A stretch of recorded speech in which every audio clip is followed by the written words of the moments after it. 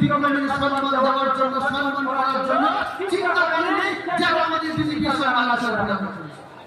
মহারাজের মুরগি সফল, মহারাজের নামে চুরি করা, আজকে যারা মহারাজা যাবে রাজনীতি হচ্ছে, সেই সময়কে মহারাজাকে নিয়ে কেউ বিচার করেনি। এমন কেউ বলে সন্তানরা পুত্র বন্ধুরা এই কথা করেনি, মন্ত্রী ছিলেন, মন্ত্রী হয়েছিলেন, এই কাজটা তারা করেনি। আমাদের বিজেপি আপনার করে এই কাজটা আমরা করেছি। আবার তারা জিজ্ঞেস করে জনজাতির জন্য ত্রিপুরার জন্য কিছু কররা, এই যে কাজ করছি এটা কি জনজাতির জন্য না? এটা সব জনজাতির জন্য। আমরা আজকে আমি বলি আপনাদের, আজকে আমাদের শ্রী বিক্রম কিশোর সিং জন্মদিন। ওনাকে যদি আমি অন্যভাবে বলি, মহারাজা হিসাবে আমি ওনাকে সম্মান করি। আমি কয়েকদিন আগে একটা কথা বলেছিলাম যে শ্রী বিক্রমজি উনি কংগ্রেসের এমপি ছিলেন। কংগ্রেসের তিনবারের 15 বছর যদি আমাদের জন্য আমাদের শিক্ষা, সংস্কৃতি, ভাষা, সামাজিক বিকাশ, অর্থনৈতিক বিকাশ এইসব নিয়ে যদি কথা বলতেন, কংগ্রেসের সময় ইন্দিরা গান্ধী ওনার কথা শুনতেন, রাজীব গান্ধীদের সময় যদি এই কথা বলতেন, তাহলে আজকে জনজাতিদের সমস্যা আমাদের থাকে না।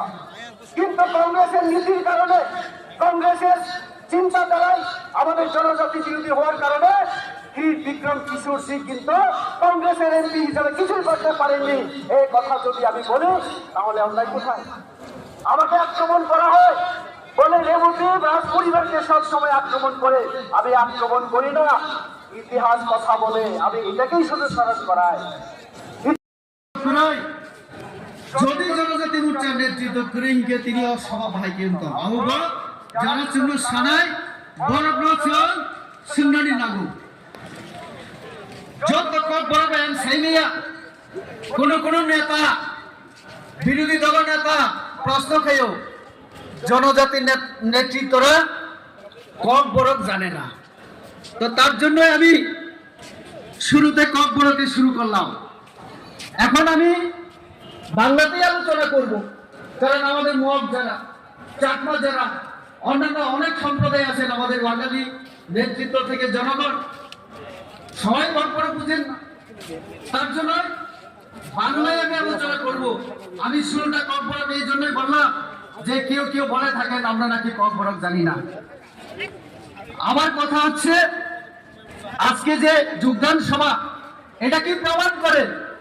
এটা প্রমাণ করে ত্রিপুরা রাজ্যে শান্তি বিরাজ করছে, ত্রিপুরা রাজ্যে উন্নয়ন হচ্ছে। তার জন্য সাধারণ মানুষ বিজেপিকে পছন্দ করে হাজার হাজার মানুষ আজকে এখানে জমায়েত হয়েছে। উন্নয়ন এবং শান্তির পক্ষে আছেন যারা, তারা আজকে এখানে সমবেত হয়েছেন, আজকে উপস্থিত হয়েছেন।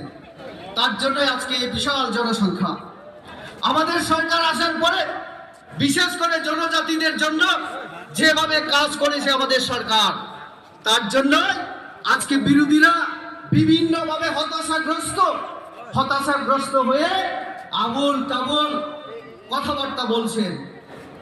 আমরা বিরোধী দীর্ঘ শাসন আমরা দেখেছি, কংগ্রেস হোক, সিপিআইএম হোক, ওই এডিসিতে বিভিন্ন দলের মানে সরকার হোক, আমরা দেখেছি।